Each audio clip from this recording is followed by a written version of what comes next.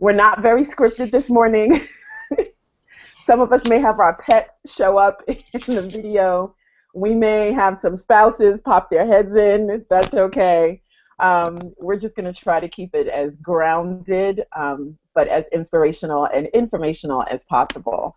So at some point, I'm probably going to need to go grab my tea, which I obviously forgot to grab with me. But I can't tell you, ladies, how excited we are to have you join us this morning. Now, I just want to let everyone know on this live event that we're doing, if you go to my Facebook page, which most of you know, Uber Coach Michelle, right on the Facebook page there is an invitation for this event. If you have any questions for us, which I will allow time for questions, you're more than happy to post your questions on the Facebook page, and we will do our best to get them answered. So without any further ado, many of you know me, all of you actually know me, because the invitation was only sent to my special subscriber list because I wanted it to be a great time of just women hanging out. So for those of you who don't know, this is what I do when I'm at home, go back home to New York, when I'm here in Asheville, is I get together with what I call fierce and fabulous women, and we just kind of kick it. We exchange our experiences, we share notes on what works best to be successful in life, in spirit, in just our relationships. And I thought that it would be a really great idea to have you guys join us right from our homes. So if you ask me, I don't think it gets any better than this, and I think we have to actually thank modern technology for this one. So morning, ladies. Morning. Good morning. So what I want to do is I'm going to ask my friends, and I can honestly say, and this is what makes it special for me, these really are my friends. I've known these women. The one person I've just recently met, but who's become quickly like a BF, Melissa, and you're going to get a great chance to hear from her this morning. But all of these women I know personally, professionally, and for me, it's really an honor to get to spend time with them because our schedules are so busy and we don't often get the chance to have a proper catch-up.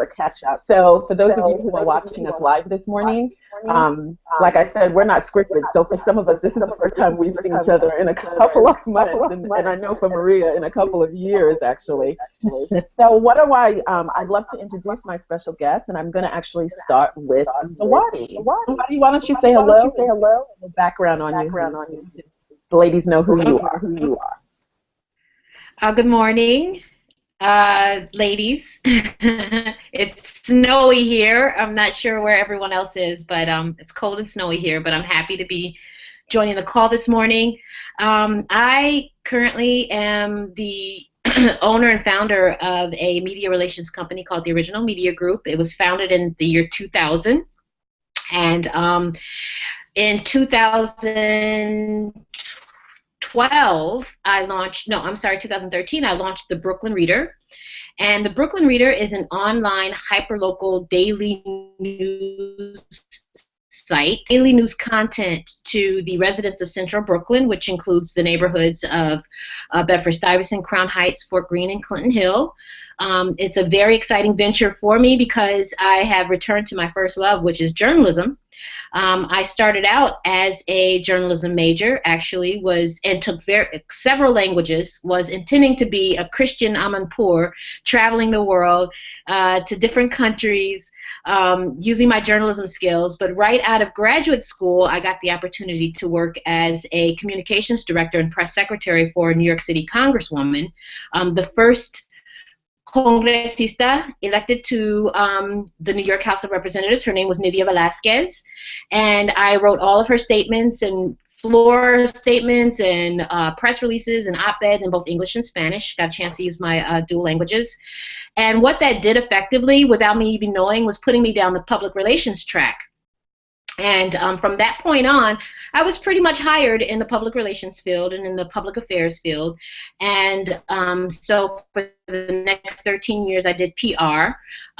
Over time, I started feeling that I was not living up to my true desire and love of journalism and travel because I was stuck in PR. Once you make that jump to PR from journalism, you're kind of stuck.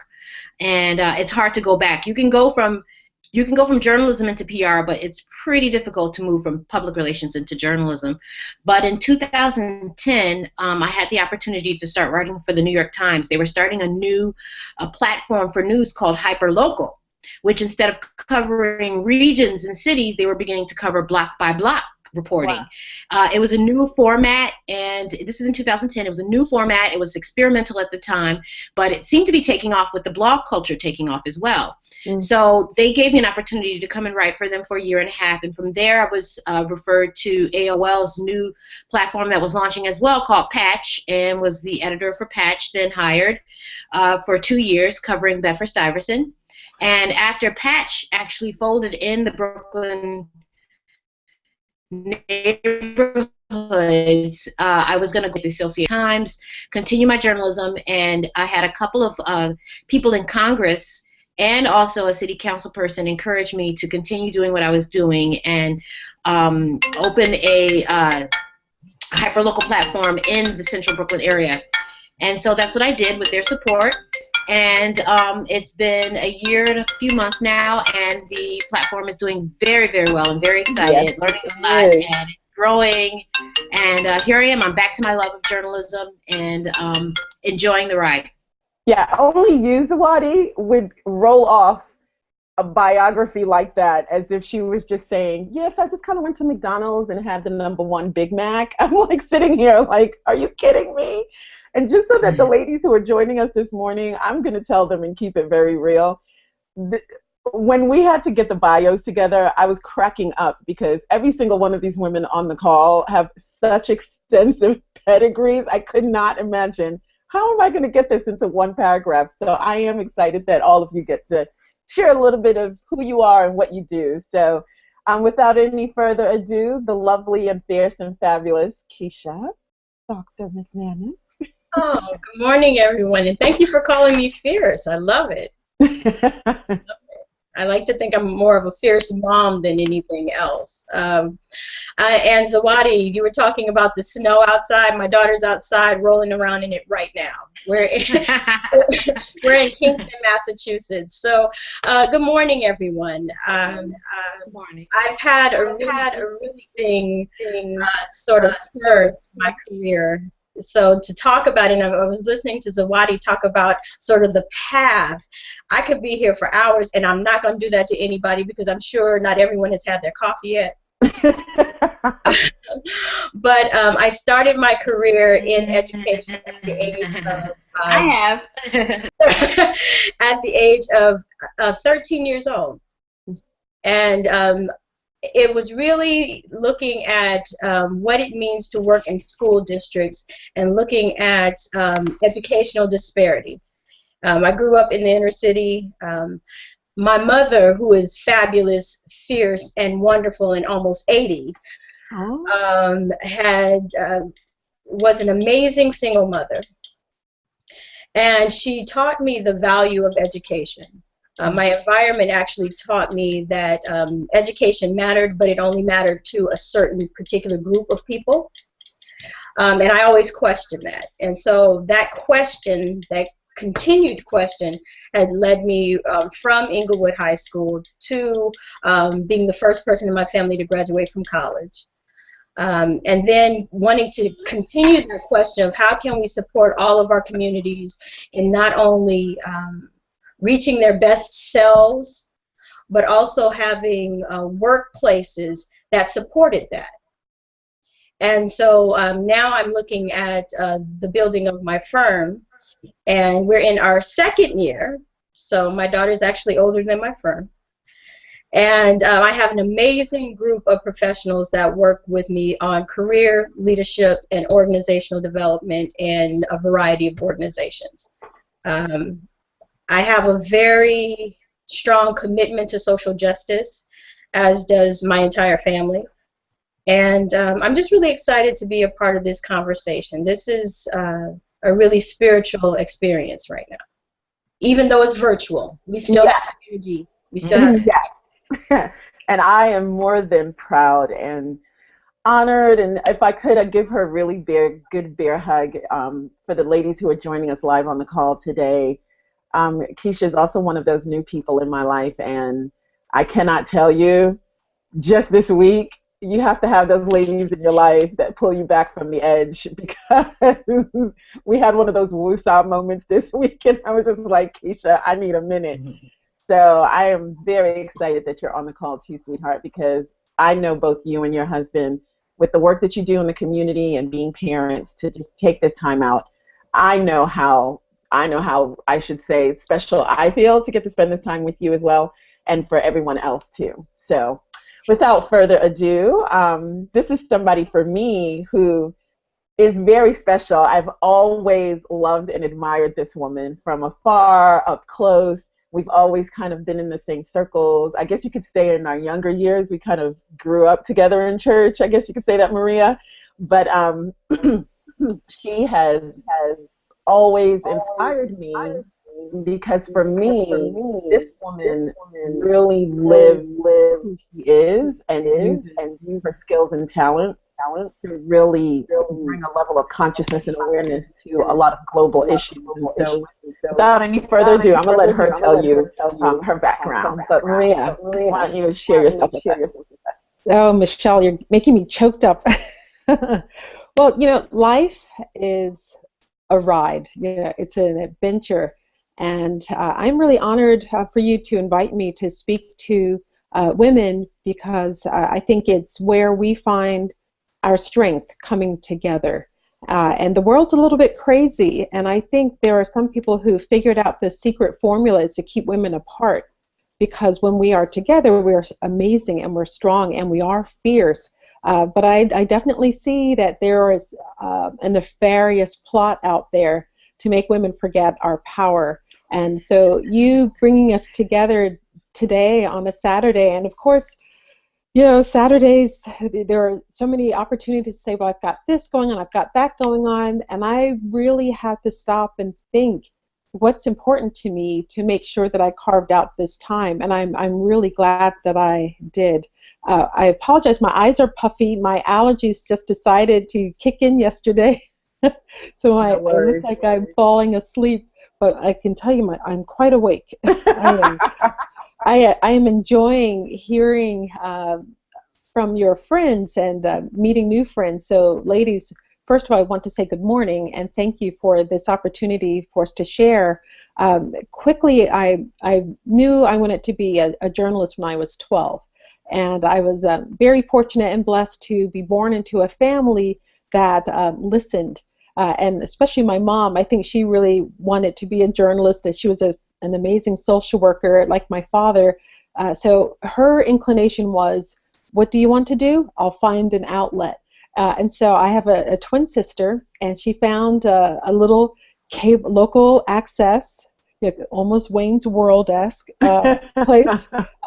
And at 12 and 13, we were writing scripts and directing and acting and finding sponsors, and not even knowing that there was an official title for all the things that we were doing that would later contribute to my career, but we were having fun. And so what impressed me was that work and career could also mean fun. And I've tried to, over the course of my many years in television, find opportunities that also equaled fun. I went to Hampton University. When I graduated, my first job was at Voice of America, and from there, I always had a passion for sports, and I begged anyone and everyone if they had a relationship with the Washington team. Now, I have an issue with the name of the team, but that's a whole other story. I won't get on that soapbox. But so I was working football games for CBS Sports just as a local hire. And I wanted to move to New York and work with CBS Sports. You got to work in sports? I don't think I knew that. And I'll make this short because it could go on there. So that was a really wild, weird, tough experience, especially for women and especially for this one black woman. And I was the only black woman at CBS Sports in production, which is sad. It's pathetic. And that's changing, but not that much in all these years. We're talking over 20 years ago, and still there aren't many Black women working at CBS Sports in production and in admin. And so I worked at CBS Sports, and that was because for a year I called the person every week and asked him, can you hire me? Can you hire me? Every week. And so he hired me because I wore him down. And that was an amazing opportunity. I worked at a Winter Olympics. I had a chance to see athletes just going after excellence and working through pain and working through some were working through personal loss. There was one athlete who won a gold medal and the week before had lost his father. And I really got to see the best in people and people from all over the world coming together with one love, sports. And it's all these little opportunities that we have in our lives that help us to have a better sense of what we want and what we don't want. And what I wanted was to be around people who fought for excellence, who had this no excuses. I just really want to be the best that I can be. And that kicked me in the pants because sometimes, you know, those 16-hour days, it's hard to kind of bounce back. And so now I am owner of Roach Media, LLC. It's a company that I've had for 12 years. And I have taken the experiences that I had when we were together in New York, Michelle, and now I'm in Maryland with my husband and my boys. And yes, two beautiful boys, I might add. Oh, thank you. And working on supporting the State Department's overseas mission. And every year, Roach Media works with 4 to 5 embassies a year producing television and radio programs that air in the home countries. In fact, in a month, I'll be traveling with journalists from Kuala Lumpur, and we're doing a series of reports on immigration. So it's been really great. I'm seeing the perspective of the U.S. from someone's eyes outside of our borders. Right. And it's surprising. It's wonderful. People have a very skewed view of our nation, and they come here, and the first response is, wow, Americans are nice. And I think reality TV does a disservice to us because it makes us look crazy. Okay, that's going to be a whole other live broadcast about reality TV on another day. Absolutely, I agree with you on that one, Maria. Yeah. So that's my quick story, and I'm just delighted to be here, Michelle. Thanks for having me. I'm so excited that you're here. And for those of you who don't know yet, Maria and I haven't actually seen each other in a few years, but we've stayed in close contact over social media and emails because we still share the same mutual friends. So I am very excited that you were able to join us this morning because he is actually being honest, guys, because at any moment, this lady could be on a plane to Istanbul, India. She's literally traveling globally all the time. I don't know how you do it, Maria, but I'm sure the ladies on this call who are joining us live today are going to be very interested to know how you do balance all of that out and still stay so grounded and so connected to who you are and what you're about. But I'm actually excited for this other lady who's joining us this morning. It's funny because since I've moved to Asheville, North Carolina, so for some of my women in my tribe who are joining the call, I think they're still figuring out that I've actually moved from New York. So I live in the South now, I know. I never in my wildest dreams ever thought I would move to the South, but Asheville is probably not a great depiction of the true South. It's kind of like a microcosm, like it's a small little big town, kind of transient. You do have transplants, a lot of transplants here, so it gives it a little different vibe. But my next guest, I had heard her name through various professional networks and people that I've met over the last 16 months. And every time people would speak about her, and they would always say like, oh my goodness, you're going to love her. You have to meet her. You haven't met her yet? Like, I'm like, no. Like, who is this person?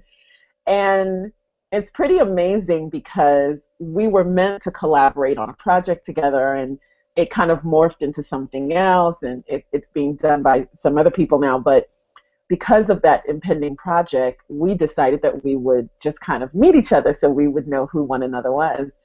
What I thought was going to be, maybe a 30-minute maximum, an hour kind of get down and sit down, ended up being like hours. I think we were there for like 2 hours, right, Melissa? And we just immediately hit it off. And literally that first night when we walked away, we literally looked at each other and said, okay, we're totally going to be each other's BFFs from right now. So I am super excited that she gets to join us on this call. Melissa and I are definitely kindred spirits when it comes to just a spiritual perspective and our love of people and our deep passion for wanting people to be their best. But I'm excited for her to get to share a little bit about herself and what she does and who she is. So Melissa, why don't you come on board here and tell us about yourself? Yeah. Excuse me, can you hear me?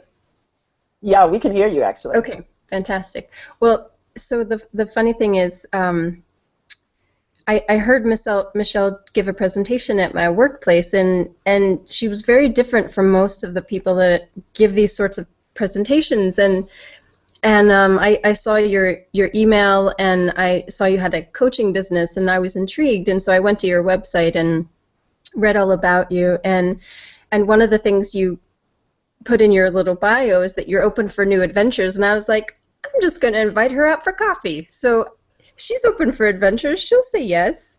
So I did. I just sent you an email saying, hi, you don't know me. I was in the audience. Can we meet for coffee? And it's true. We have some very weird, we're on the same wavelength or something, and we had a great time. And we sit down and we're like, okay, we have an hour for coffee, and then it's 2 hours later. So exactly. It's great fun, and I'm super excited to be here talking to you, Michelle, and all your amazing, phenomenal women friends. And your resumes far exceed mine. But a little background is that my first job out of college, I did project management, and then I took a different career path, and I went to massage therapy school, and I had a business in West Virginia doing massage therapy and alternative holistic healing techniques for about 7 years, and during that time I also was a labor and birth doula. So I consider that this amazing detour where I learned a great deal about health and how to be healthy, and spent some time focusing on things which our society deems less important. And then I went to graduate school. We know the truth. They are very important. Very important. Yeah. So then I went to graduate school in public health, and I've been here in Asheville since then. And I work. I have this amazing job where I feel really grateful to work with a lot of community partners and agencies, and I get to be a catalyst for systems change, and at a population level to impact our community and our county. So that's really exciting, and I love working in the healthcare field, and that's my professional world. And what I get really excited about just personally is empowering and mentoring other women, and helping other women recognize their capacity to live their fullest potential. And while here in Asheville, I taught women's health and other health courses at the university, I think 16 semesters or something like that. And I loved, women's health class was my favorite, and I had such a lovely experience with those women, and creating a culture of mutual support and mutual learning, and creating the space for people to get a lot out of it and grow in meaningful ways, which sometimes doesn't happen in college. So I love that. And Maria, I'm also a twin. I have a twin sister, and she and I talk about, my twin and I also have a sincere desire to sort of find ways to sort of empower other women based on the life experiences we've learned. And I'm kind of all about quality improvement, and so I additionally personally love reading about ways to improve my skills and success. I love reading about how people are successful. And Maria, when I heard you talking about the reason that you got your job was that you were persistent and you called someone every week, and those are the tiny skills that I think other women can learn from. And how do we get persistent so that we can reach our dreams? So happy to be here with you this morning. That's great. I'm happy that you're here. And you know, for the women on the call that are joining us, Melissa is extremely modest. She's probably one of the smartest people at her organization. And I'm not being biased. That's the word on the street here in Asheville. I think the thing that I really love about you, Melissa, is she has this flawless, harmonic, just synergy of using great insight and intelligence and combining it with her passion. And she has a way of communicating to people within institutions, because that's what they are in terms of healthcare anyway, getting them to connect the heart with the mind, which is not always an easy thing to do, especially when you're dealing with doctors and physicians, nurses, and the plethora of people who are on the front lines for healthcare.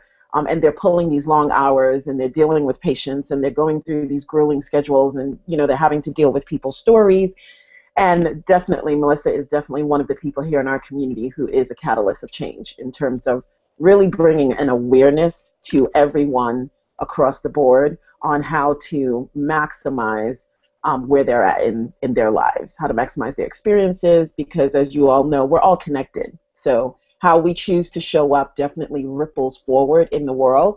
And I'm going to just dovetail off of something Melissa said in terms of getting women together and just, Marie, I think you also touched on this, the power of the collective. And that's what I like to term it, is the collective, because it really is about collecting this energy, this wisdom that comes from life experience. Because if you ask me, life is the best university, truly. It's definitely, if you can graduate from that with just your BA or your PhD or whatever, you're doing good. I know for me, a lot of that I am today and how I choose to show up is in direct correlation to my life experiences, the impression that people have left upon me, whether they've inspired me towards who I would like to become, or they've taught me who I don't want to become. And people are always teaching us, and life is always teaching us. So with that, I wanted to kick off this morning, guys, and for us to just kind of talk. And what we're going to do is maybe we can do a visual aid. And for those of you joining us live, this is the first time for Core Compass Coaching that we are doing an event live like this on Google Hangout here. You should have seen us last night when we were doing a tech check and we were trying to figure out all the nuances. So I'm just going to throw some questions out. Feel free to share your pearls. We are going to wrap it up promptly at 11 because I have promised the ladies who are joining us that we would do this in 90 minutes. I know we could do this in 9 hours if it was, in real time. But one of the things that I think is always interesting for me, and we did touch upon this just a little bit, is just the factor of the collective and women. Those of you who've known me and I've been in business as a coach, I use the word coach rather loosely now because the business has really grown to become a platform for what now is the new statement for the business and for my team, that the people that work with me to continue to grow the business, is we're really all about the advancement of human soul consciousness, personal transformation, and well-being.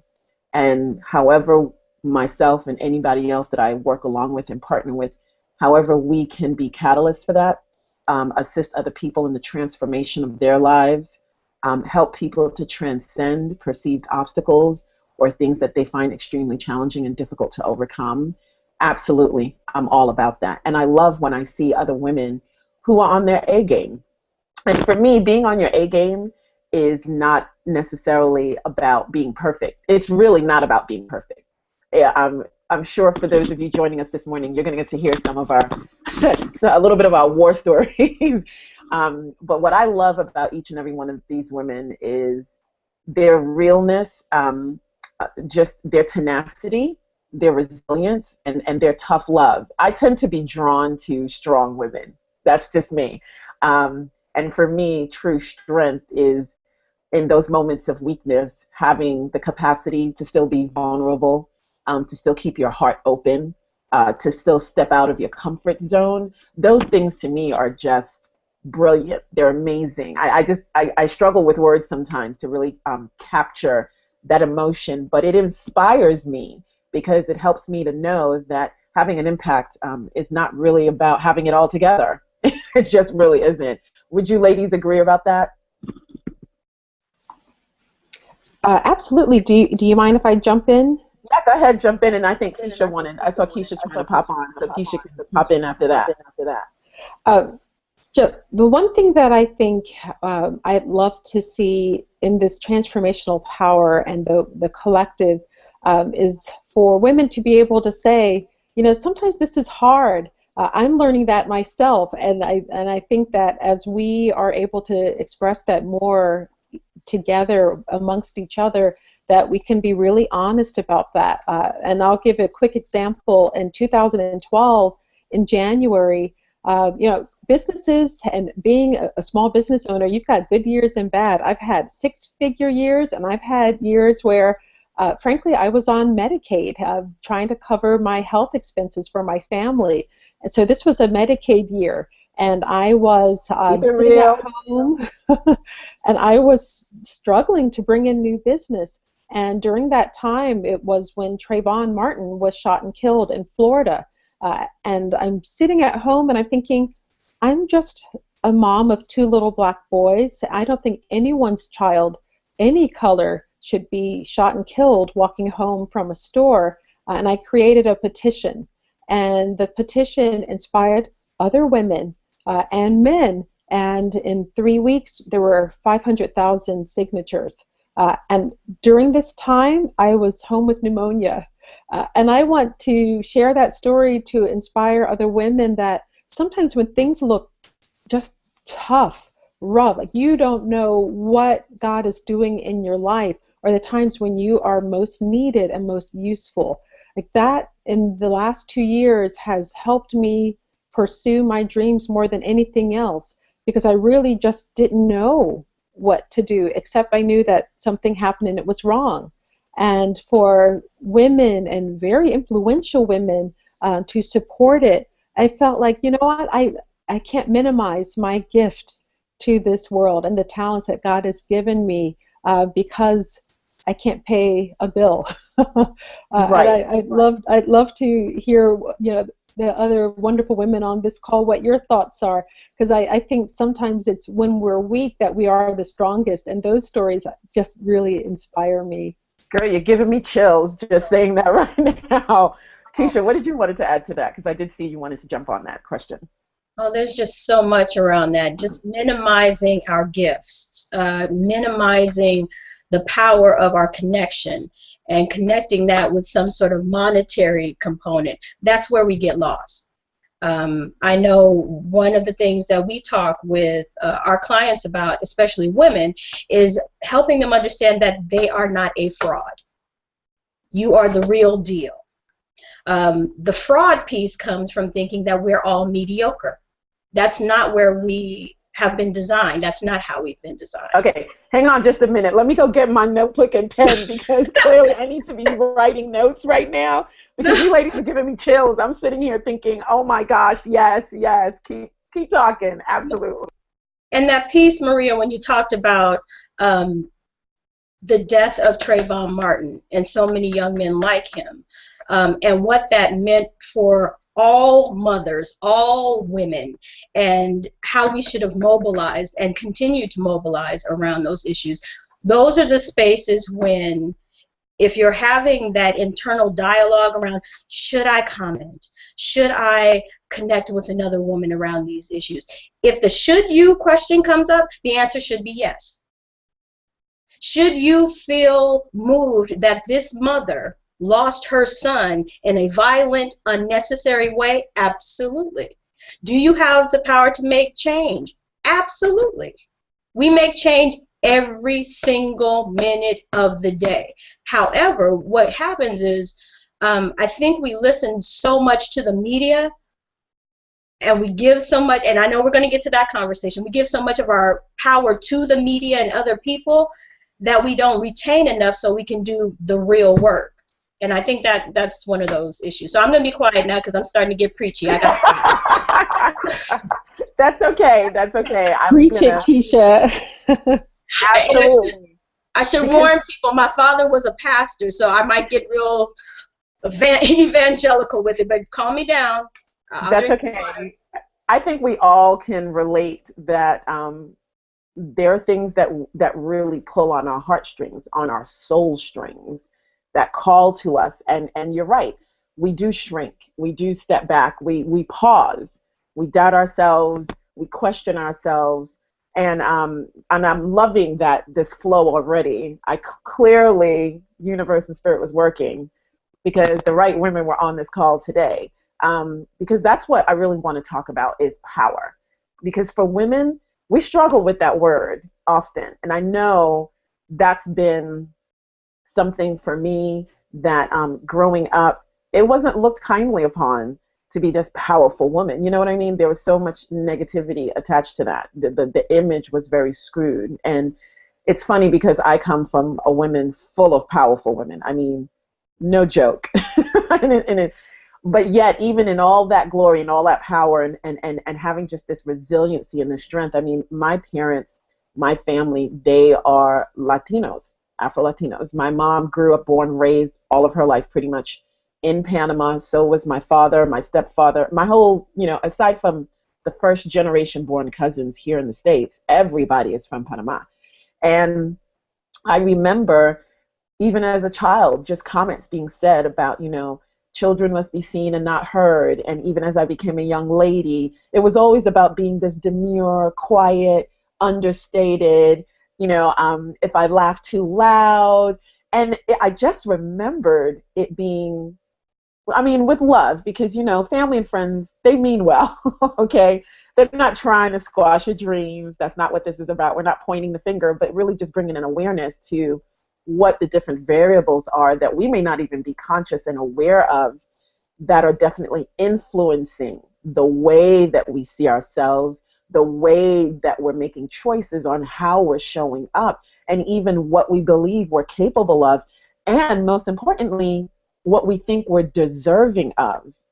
Okay, this may have to be a part two because I know we don't have a lot of time, but I would love for maybe some of the ladies, for Zawadi and Melissa, you guys can chime in.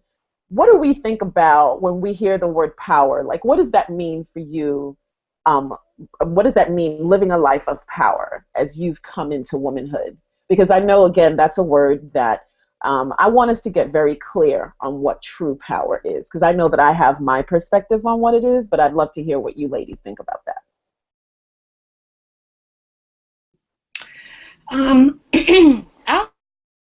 I'll chime in. Can you hear me okay?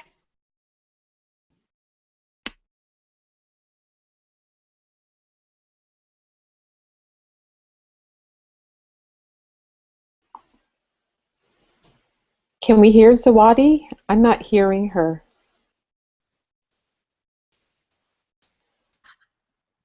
How about now? Oh, Zawadi, can you hear us now? Can you hear me now? I can hear you, but it's a little bit warbly. Can you hear me now? Yes, I can hear you now. No? Okay. Okay, is that better? I think we're losing you a little bit. Is that better? That looks better. Is that better? Yes. How's that? Yep.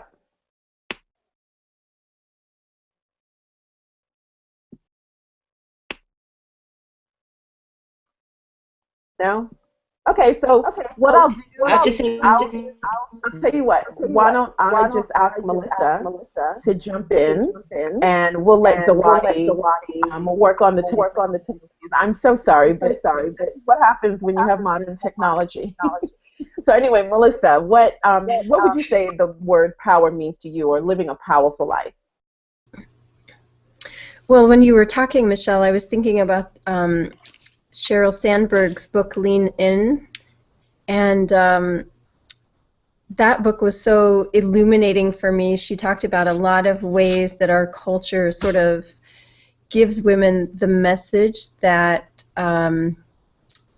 being powerful is not seen as a desirable trait, you know, and I remember, can you hear me, Michelle? I see you nodding, you're fine. Okay, so I remember one particular section of the book where, and maybe all you other strong ladies had the same experience growing up, when she describes being labeled as bossy as a child, and how she observed that never in her life did she see any other adult calling a boy bossy. And that, I was like, that was me, right? And you know, I feel I feel like I have a lot of executive abilities, and I feel like I'm an executive, and I was very much labeled that as a child. And so I think those are things that we have to be aware of in our own selves, as how we're treating young kids, so that girls grow up feeling comfortable that, you know, leading and being executive, and feeling strong and powerful. And then the other thing, I think, for women to feel powerful, it's critical for them to have a very clear sense of who they are, a very, very connected to their internal state and what their highest self is really wanting to create in the world. And I think once, you know, it is a very powerful feeling to know without any uncertainty that you're in your right place, doing the right thing, and you feel confident in what you're doing. And that is great power, knowing yourself well enough to know that, okay, this is my purpose in life, and this is where I'm going and what I should be doing, and feeling strong in that you're supported and moving in the direction that you're inspired to go, because I feel like we live in a universe that can create for us our best desires. Michelle, yeah, there I am. Working these technical glitches here. No, I totally agree. I just wanted to ask Maria, Keisha, and Zawadi, who, yay, we have back. I can see you again. I know Zawadi she's doing great, guys. Just trying to deal with internet connections dropping here. But what do you ladies think about that? Power, what it means for you, your life? If I may, one of the things that we started our conversation with, and you gave us this great introduction about being fierce. I acknowledge that I come from a long line of fierce women. And one of the things I heard Melissa say was acknowledging that power, but also acknowledging the power that already surrounds and has nurtured us. I look at my daughter now, and all the pearls of wisdom that my mother was able to pass on to me and her mother on to her. My daughter navigates this world very differently, and she's only 4. An example, that bossy term is like, oh, well, Michaela's just so bossy. And she quickly checked someone. I can't even remember how it was. I just happened to be in the room. And she said, I am not bossy. I am a boss. I said, where'd she get that? That should be a tattoo, a t-shirt, a mug. That is so awesome. But it was beautiful, because I felt at that moment that every one of my ancestors, all the women were like, a collective nod, like, absolutely. That is what we have worked for, that right there. So that allows me to think, okay, if I acknowledge and surround her with that power and keep it consistent as I can, what will she be able to accomplish? And so I think that for us, we have to think about that collective power and that collective fierceness Love and it. really changing that narrative. We have the power to do it. Yes, I love that you said we have to also be mindful of that collective power, because that's where I do believe as women sometimes we drop the ball, because there's that false thinking, false belief. I believe that's my perception.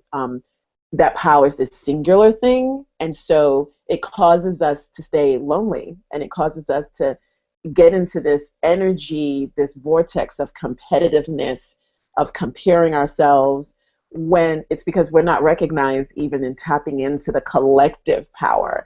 Like, to be honest with you, I could have done this call by myself sitting here talking to a screen and talking to the women in the audience, but I didn't want to, because for me, it is so much more exciting and inspiring, uplifting, nurturing to my spirit to have this kind of a conversation within a circle of women.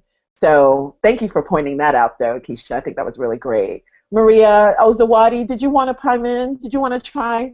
Zawadi, go ahead, because you're muted. You want to unmute? There you go. Can you hear me now? Absolutely. Great, yay! Okay, I'm going to bridge off of what you were saying, Michelle, about circles, because so much of my life, even beginning when I was a young girl, revolved around this idea of circles and completion and cycles.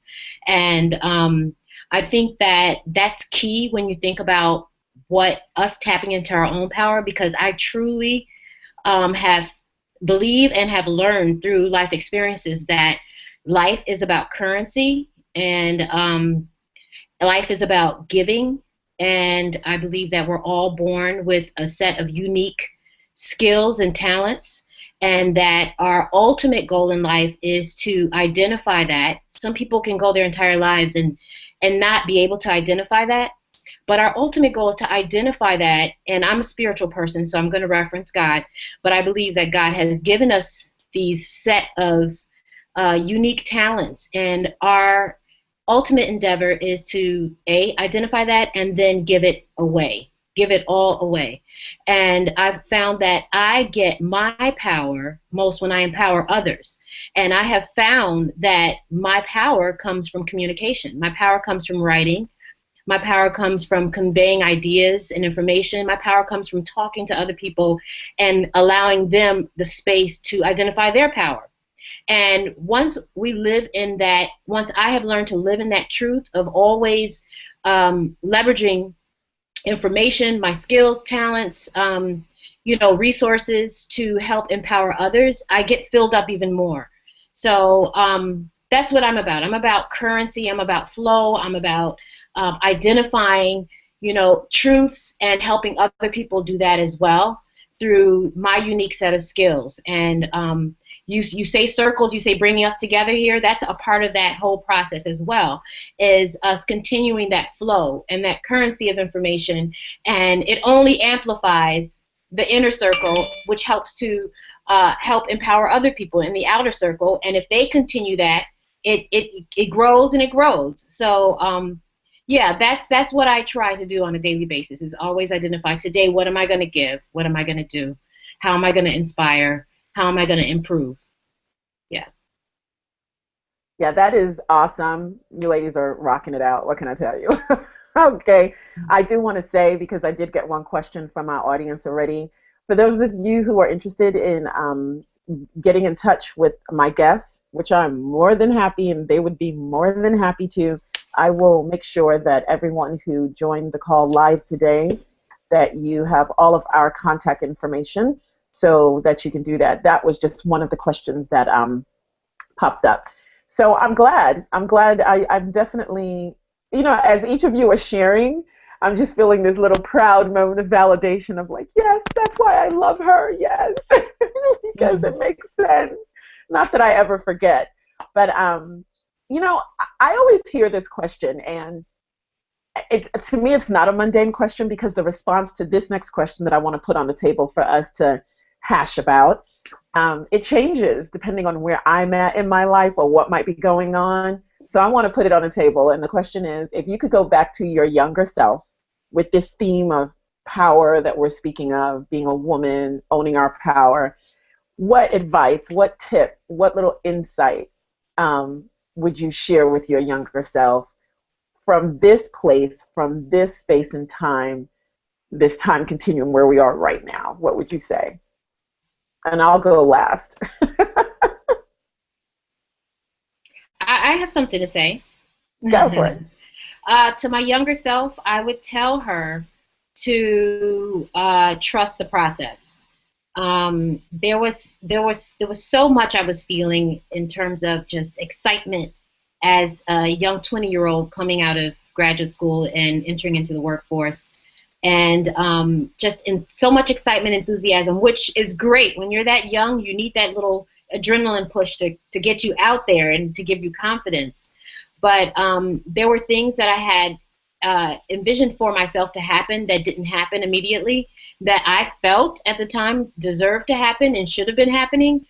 There were connections I was trying to make, jobs I was trying to secure, places I was trying to go, and it wasn't happening, and I became deflated, and I became easily frustrated, and sometimes I gave up.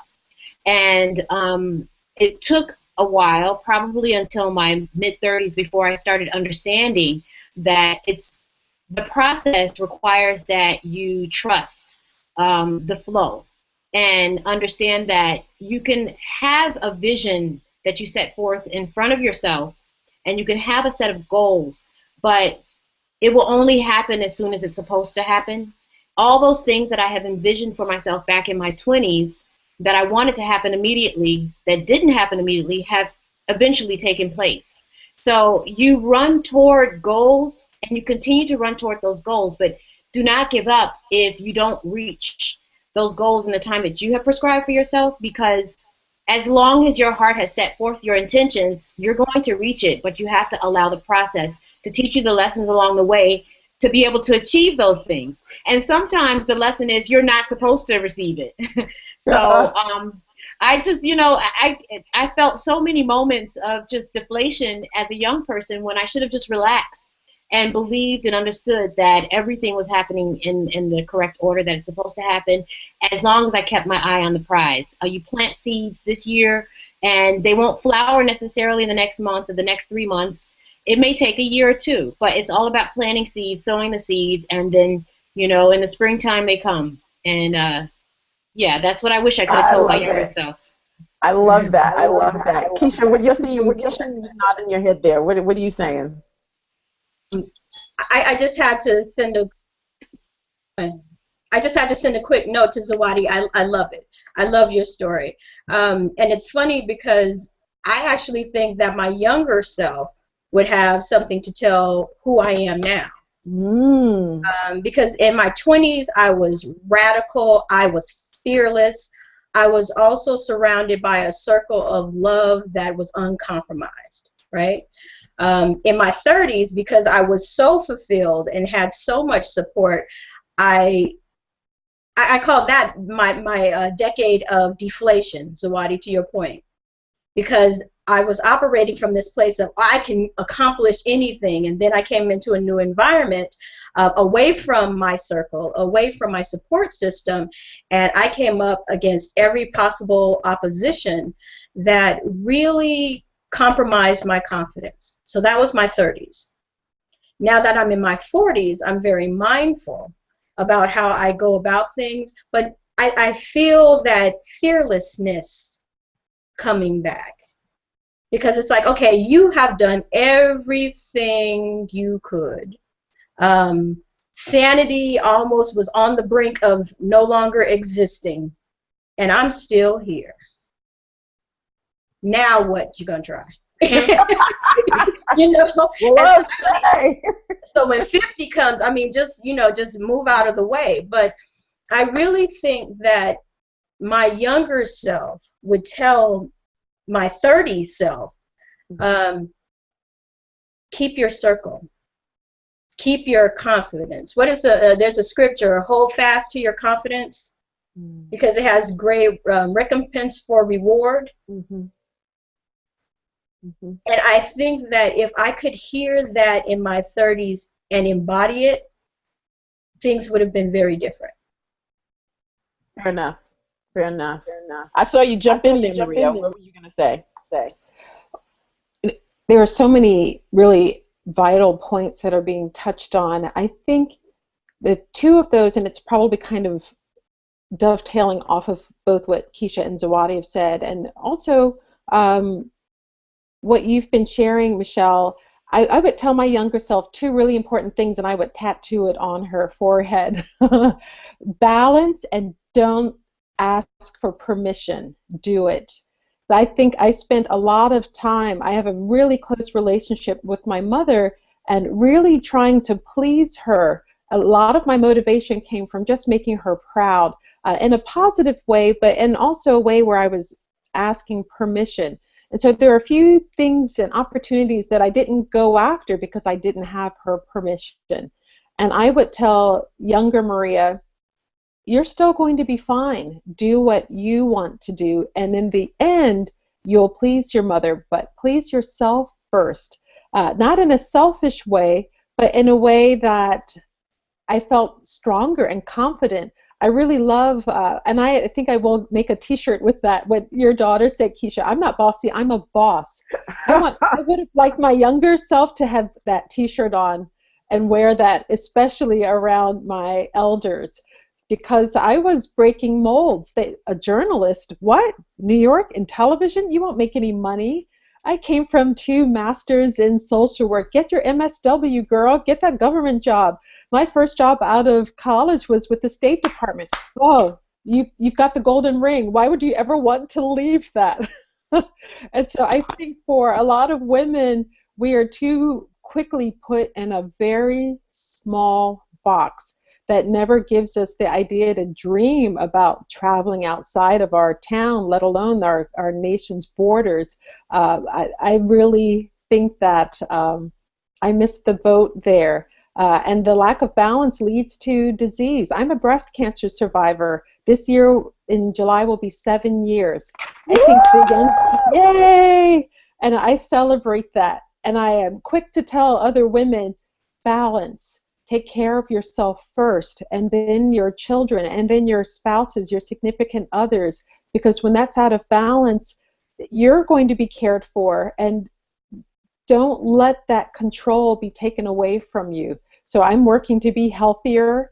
Actually, when I get off the call, I'm going to the gym for the first time in months. But the balance is a really key piece that I quickly let go of. I told you ladies out there why I love this crew of women. Now you're starting to witness why that's true for me. But anyway, Melissa, I know you wanted to chime in on this as well, hon. So what's your take on it? When I think about the things that I've learned over the years, and a lot of the internal work to sort of cast off the things that hinder myself. I think what I would tell myself and other young women is that we really have to find ways to recognize that we are everything that we need, and we need to focus on pleasing ourselves, in that following our own desires and following our own inspirations, and knowing that we do not need to accept connections. This was a huge lesson in my life this year. We don't need to accept connections that are less than simply because we need connection, for example. And so how do we move forward in life and in relationships and career and feel completely whole and content in ourselves, and not be motivated by a need for somebody else's validation or somebody else's approval or somebody else's, whatever. And so being our own full selves, and not letting other people's expectations or other, society's expectations or religious expectations or things that don't jive with us, not letting those drive our behavior, but being inspired from within and, you know, from divine inspiration of our purpose here, and just knowing that we are perfectly fine and whole and content in ourselves. I love that. I think so. I'm gonna peel the veil a little bit, ladies, and let the audience know. So those of us, for the circle of us who are talking to you today, we have a little chat room that we can send each other messages. And all I keep saying is, I'm like, oh my gosh, this is great. I feel like I want to put it all in a book of wisdom or something. But I agree with all of you guys. If I could tell my younger self anything, I feel like I would take each of your pearls of wisdom and I would add my own to make a full string and just say, trust your intuition, trust yourself. Because there were so many times growing up that I didn't trust what I felt, I didn't trust what I thought, and I didn't trust what I would see. Whether that was intuitively, inherently like a knowing of something, I would always defer outside of I would always refer outside of myself or defer outside of myself. I would always look for someone to tell me and what I'm feeling and thinking. Is that right? Is that wrong? Instead of just, trusting that it's not about what on the outside people are saying, but yes, Melissa, that internal voice, trusting that what that internal voice is telling me, that's my truth. That's what I trust. That's what I use as my compass. And of course, you get input from other people, but not to the sense where, as in my young 20s, it wasn't about getting input because I was grounded within myself, with who I knew myself to be, and I trusted myself. It was getting input because I was waiting for someone to tell me what to do. And almost like similar, Maria, to what you said in terms of like waiting for permission. It wasn't even permission for me. It was like I just didn't do, say, or go unless I got a cue, and that was very detrimental because there were a lot of things. Again, I can relate to a lot of what you ladies shared that I either never considered, let pass me by, and a good example of that was just I had always wanted to live overseas. You're so right, Maria. People in my family don't go overseas. Overseas to us was get on a plane and go back to Panama. Get on that boat and go back home. But the thought of living in another country for years, miles and miles, hundreds of thousands away from your family, no cousins, that was just unheard of. We dreamed about it, but no one actually did it. And I remembered being in college and thinking, my gosh, I would love to spend a year abroad, when we're all in college, and that was an opportunity. And I never took it. My mother's very, very protective, very overprotective, very influential in my life in terms of what she thought I was capable of, I believed. And I mean, it's not that my family didn't have vision for me, but their vision just really didn't match my internal vision of what my heart really was passionate about. And then 20-something years later, I ended up moving overseas to England and living for a few years and, still got to live out that dream, but it was definitely delayed. But I sometimes wonder, because of the impact that one decision had for me, I had just gone through a divorce. My life was just about to change dramatically, and I chose to go live overseas for 3 years. That was the catalyst for me that spun off everything of who I've become thus far. And that's been in the last decade or so. So I sometimes play this little game and I go, man, if when I was 18 or 19, if I had made that choice then when it was first implanted in my heart, what in the world would my 20s have been like? Because when I came back from that trip, I had this, because for those of you who've never lived overseas in the country where you have no friends and despite the fact that it sounds like we speak the same language, English, we don't speak the same language. There was just a lot of life lessons that I had to learn over there, and the impact it had on me was profound. So that's what I would say to my younger self is trust yourself. Trust yourself explicitly. So thank you, ladies, for sharing that. Maria, what were you going to say? I just wanted to say the amount of bravery, and you went from a difficult time in your life to taking control. Like, that's a power grab. You took a power grab of Michelle, and that's really inspiring to me. And I think although my family, they're from Baltimore. My parents met in college. I think a lot of the things we impose on others or are imposed on us are born out of fear. There's love, and there is kind of that need to protect, but I don't think we often think in terms of need to expand, need to encourage women to be fulfilled. A lot of the decisions or the advice that was given to me was born out of fear. I wanted to go to France my first semester, sophomore year in high school, and I'd studied French for 8 years by that time, and my mom was just like, no.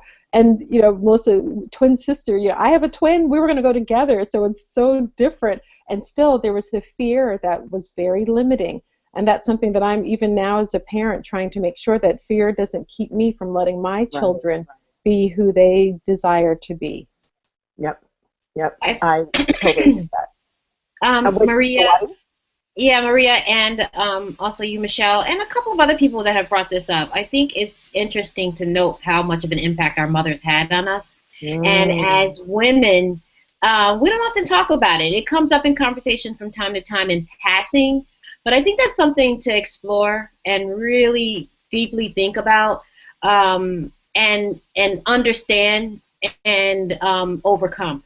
Because my mother also had an extremely heavy impact on the decisions I made early on in life, and even now it just amazes me. I feel like a 12-year-old in front of her sometimes when we talk. And there was so much that our mothers did in terms of helping to empower us and set examples for us, but there were also a lot of things that we sometimes aren't willing to admit that our mothers did in terms of holding us back, because they see us as extensions of themselves, and we see ourselves as the forebearers to have to accomplish the things that perhaps they weren't able to accomplish. And we take that on unconsciously and live that out throughout our lives, and it's not fair to ourselves. You know, so we as women, I think, in general, need to really think about and take stock of our mothers, who they are in our lives, and how we have allowed them to influence our decisions. Not to just malign them, but really think about, okay, where do we cut it off? Where do we take the lessons, hold on to that, and where do we stop from letting that inhibit us? Because we're two different people, we're individuals. And yeah, that journey with that mother-daughter journey is deep. It really is. You know what? That might have to be the next Rockin' It Like It's Hot uncut version too, because I totally agree, Zawadi, because I can personally admit, in being transparent, I love my mom.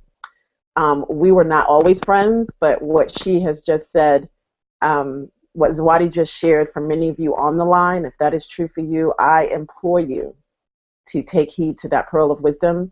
And I've come full circle in knowing that everything that my mom has ever said or done for me did come from a place of love, but sometimes that love did get mingled with fear and apprehension, and respecting that even though some things came out of fear, still that was out of love, because it's honoring what my mom's experience was as a woman coming up, leaving her country to come to a whole new country with a different set of values, a different set of belief systems, a different moral code, social code, and then finding herself becoming a single parent not long after she came here. So I can't really fault my mom, and that has been a journey. So I absolutely say thank you so much, Zawadi, for bringing that to the table, because that is so true. And I just want to encourage all the women who are joining us today, that when and if you do that process, to make sure and have a great circle around you. So I want to move it along, because I'm looking at the time, and I knew this was going to happen. I had like a slew of questions I knew I wanted to ask, but I always trust that things flow the way that they're meant to flow. The energy, the truth, and the love goes where it's needed. So I'm beyond happy already. I wish I could spend all morning talking to you guys. I'm going to get spoiled, because now I'm just going to watch. I'm going to call each and be like, hey, let's just get on Google Hangout just to catch up now.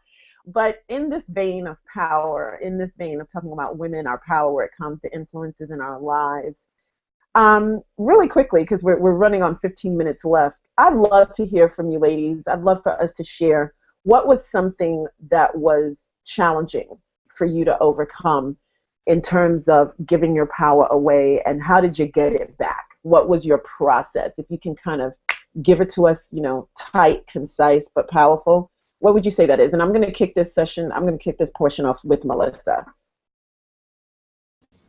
Did I catch you off guard? Yeah, you caught me off guard. I thought I could think about it. Pass me on and come back to me.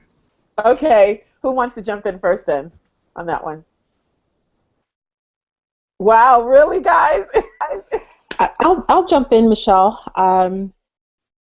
When you talk about power, I think the hardest thing for me, to be totally transparent, was getting married. I ran away from my husband for a year when we were dating, or kind of even forming our relationship, because I didn't want to be constrained.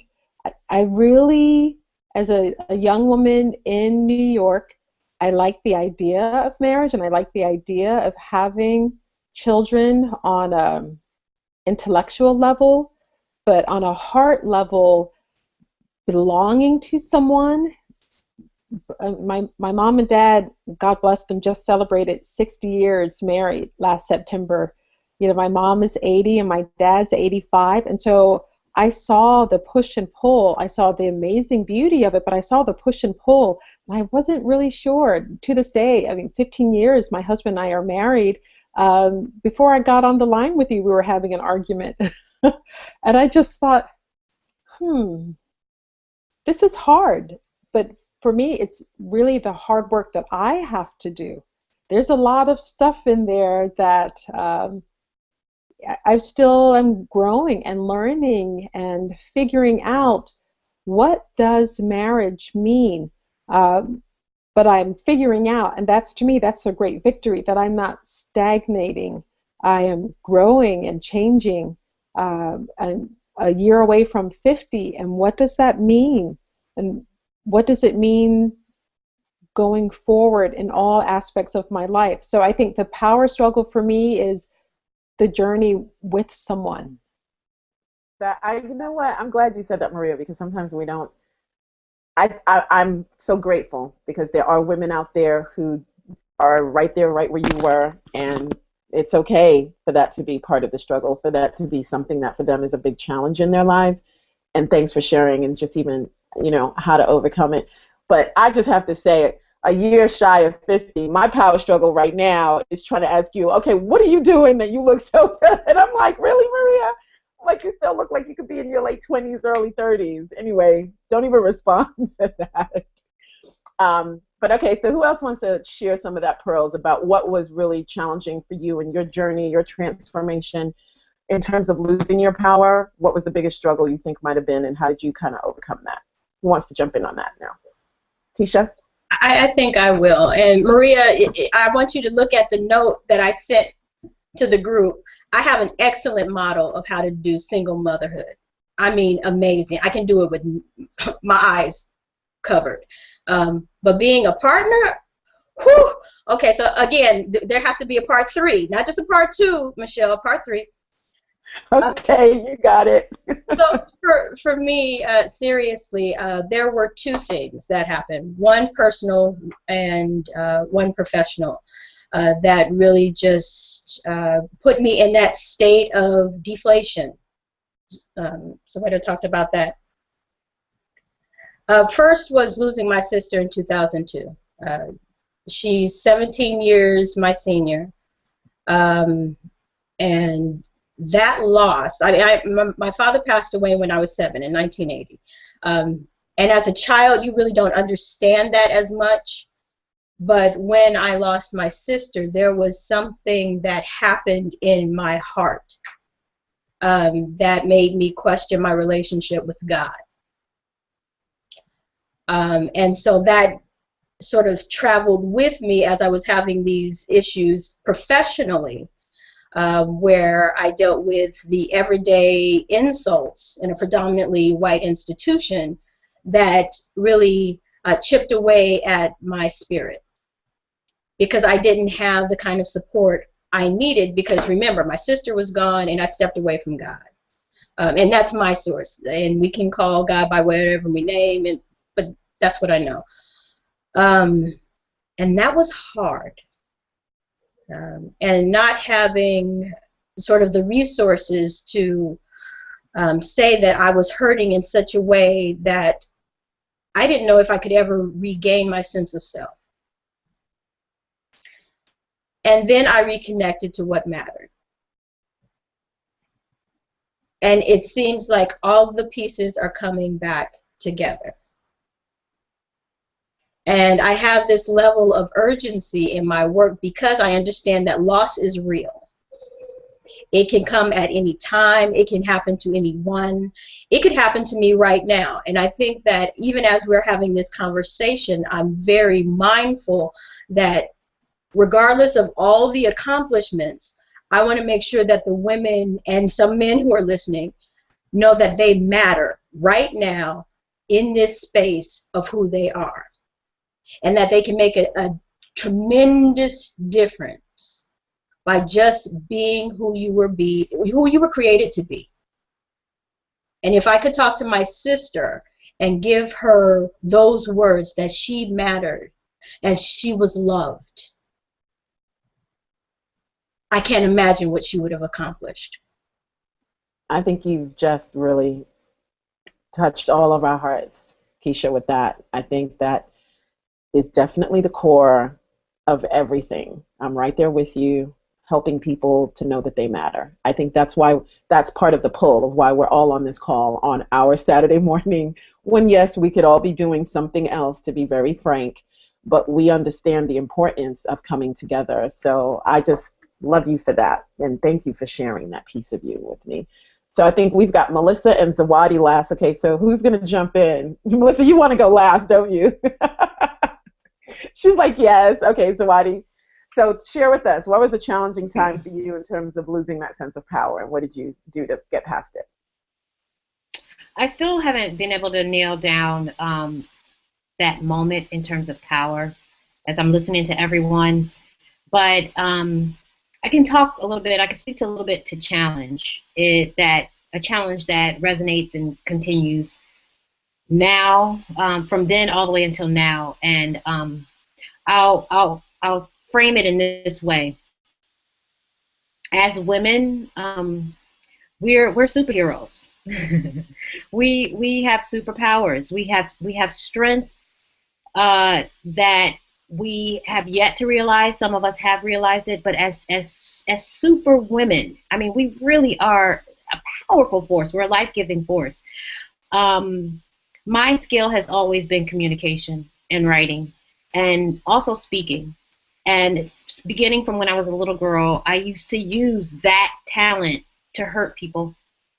And I thought I was being coy, and I thought I was being smart and crafty, and being able to use my words to cut people and to check people and to be sassy. You know, I've used it on everyone, from all of my siblings to my mother. She's told me a couple of times I've made her cry as a little girl from things I've said to her that cut to her core. And so my challenge that I'm beginning to really address and overcome is to use my powers for good. My husband says that to me all the time. He's like, okay, remember, use your powers for good. We all have powers, but they can be used for bad too. You know, and a lot of times we don't acknowledge that. You know, we have to stay in constant reminder to use our powers for good. And so, yes, that is something that I work to do every day. I can flip it anytime I want to get what I want, and be bad and be manipulative, but it's the challenge is using it to make the world a better place, make people feel better, never worse. And so that's what I would like to say to all you super women out there is, once you have identified what it is you can do, know that you have in your hand a tool that can go either way, and be very careful how you use that tool, and always make sure that it is deliberate and it is empowering. Yes. Use your powers for good. Yay! We're all like clapping on the screen. You ladies joining us can't see, but I love that. And if there was a way, so there's this cute picture. I don't know, Zawadi doesn't probably know that I found this. So I know exactly what she's talking about with superpower because this really cute picture. I don't know if someone drew it of her or she found it, and it just looks a lot like Zawadi. But it's this beautiful black girl with glasses on, and she's like ripping her shirt open like Superman, but it's a super girl, and it shows the big S on her chest, like, you know, she's a superhero. And thank you for sharing that, Zawadi, because it is true. Um, and I do. We are super. We are super. We women. We're superheroes. We've got superpowers. There's no doubt about it. No doubt Yeah. about it. Absolutely. And I think what you said was spot on. It's just being really mindful of how we use that power because we all have it. It comes in different shapes and forms. And I think for me, that's the driver, though, is really making sure that I identify what that is so that I'm mindful of it. Because I do think sometimes the power can be yielded in a way that's not intentional, but it does harm others. But I think that in itself comes from a lack of self-awareness and a lack of being connected to your core, to your truth. So anyway, I know we're closing soon, but Melissa, you've gotten it. So what would you like to share in terms of a time when you might have struggled with losing that sense of power or power struggle as a woman, and what do you do to kind of keep it centered and grounded? Okay, so I was going through all of my life trying to figure out what I could talk about, and it sounds like, especially Keisha mentioned earlier, having good business years and bad business years, and so it sounds like we've probably all been in places where we've gotten exactly what we wanted, and we're in our right place, and we have the right job, and we feel really powerful and strong and confident, and then there's the economic crisis years where we lost our jobs, like I did. I lost my job at the university teaching, and I think those are moments where we just have to be very connected to our core self and confident, and remaining confident, and continue building our skills, and maintain a sense that we are still valuable and worthy, even if maybe our external circumstances aren't currently matching what we know we're capable of, and just being patient and knowing that we can be positively influence our future outcomes. So I think, you know, lots of women go through those kinds of periods where things are really rough and stormy, either relationships or career or family or children, and in that, maintaining a sense of true self and self-confidence and knowing that you can get through anything. Yeah, I think that's also a good one. And oh, good, we're almost there. And I like what Melissa said. I think it's just remembering that we can get through things. And I know sometimes we do forget that just because we're souls having this human experience. But that's why I think having conversations like this, having circles like this, and I'm going to I'm going to answer the question and wrap us up for the day. Um, you know, for me, a turning point in my life was I went through where I did feel powerless.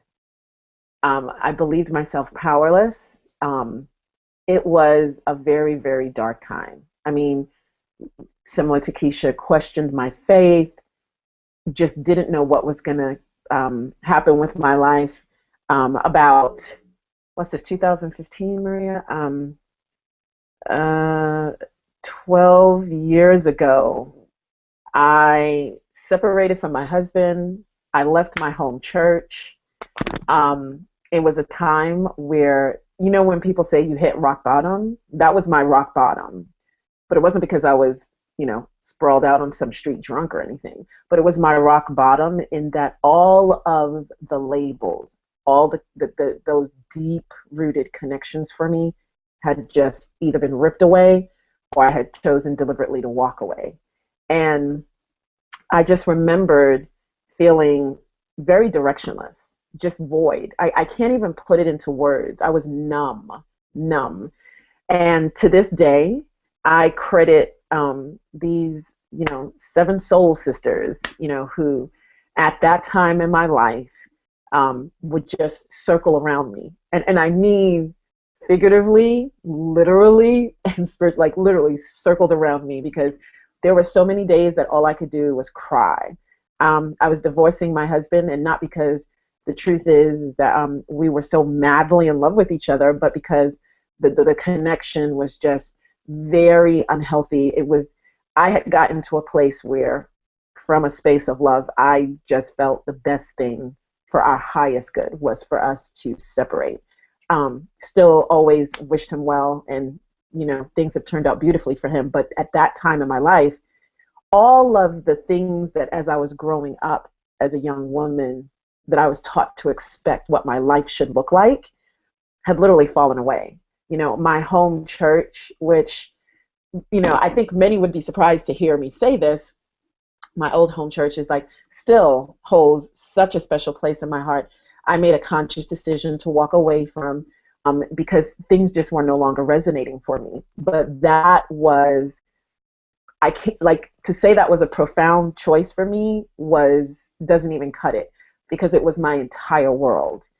And what I had to deal with was, I had to really confront, and I had to get very honest with myself about where my power was coming from. In other words, these were the things that I was sort of using to prop my spirit up, to validate who I was. I was a wife, I was like a spiritual big sister to people. I had a leadership role in my home church. Like, there were all these labels and titles that I had always clung to, and when they were no longer there, I really had to ask myself, well, who am I?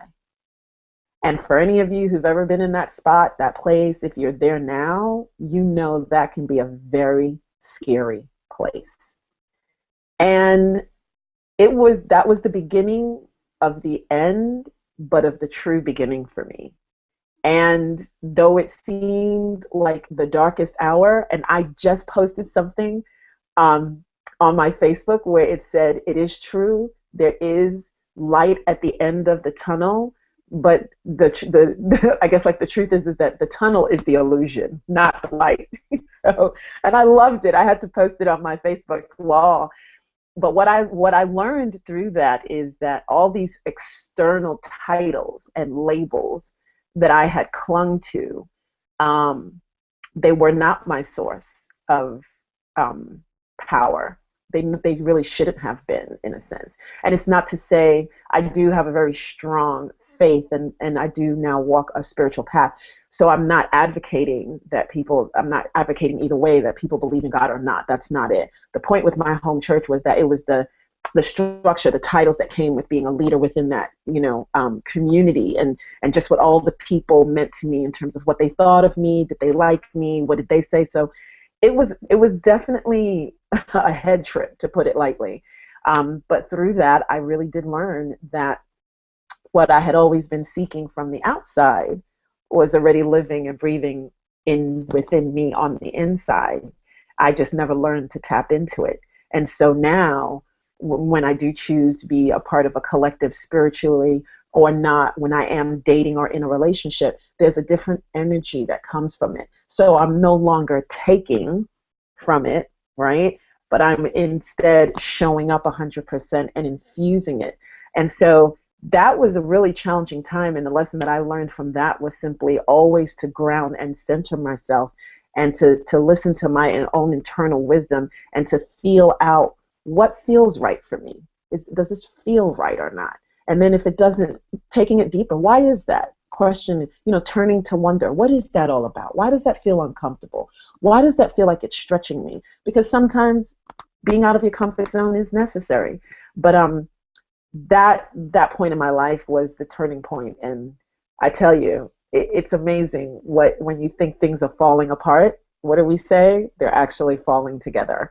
So I can't tell you, ladies. I had a slew of other questions that I wanted to share, but I definitely want to give everyone a quick 60-second shout out. If there's anything you ladies feel like you want to say to our audience, if you had to leave them with one, rock it like it's hot statement. That's what me and my team say. And just for those of you on the call who may be wondering where the HAUTE comes from, it's about living a life of excellence. So that's why it's called Rockin' It Like It's Hot. But what do you girls want to put out there for the women who are on the call? Like, what's one little thing you want to leave them with if they don't remember anything we've said today, this morning? Michelle, I would just say first, thank you for what you shared. And when you said infusing, I love that, it's adding. And I would say to everyone on the call that one thing that you go to sleep at night thinking, one day I'm going to do that, do it. Do it. No excuses. Get out of bed if you need to. Just do it. Awesome. Okay, so Keisha, what do you want to say? Oh, Zawadi. Keisha. You pretty much depleted me already, Michelle. But I want to tell all the ladies out there, and as well as the ones here in our circle, to take care of yourselves, to really guard your health. Love yourself, number one. Keep your mental state of health up. Read, take baths, just take care of yourselves. Love yourself. That's it. Melissa? Yeah, just generally that we get to define our own sense of self-worth, and we don't need anybody else to give us input in that, and we can cast off all other people's expectations of what we are and what path we should be on, and we can be self-inspired in our own internally chosen direction. Mm-hmm. Keisha? I definitely want to echo that piece on self-care, and I want to give it a term, that being love spaces. Make sure that your love space, you have women, men, children in your love space that really energize you and keep you whole. And use your discerning spirit to know when there are people who empower you and those who choose to disempower you. And you have the conscious choice of deciding who will be in your love space, and then make it so. That's awesome, Keisha.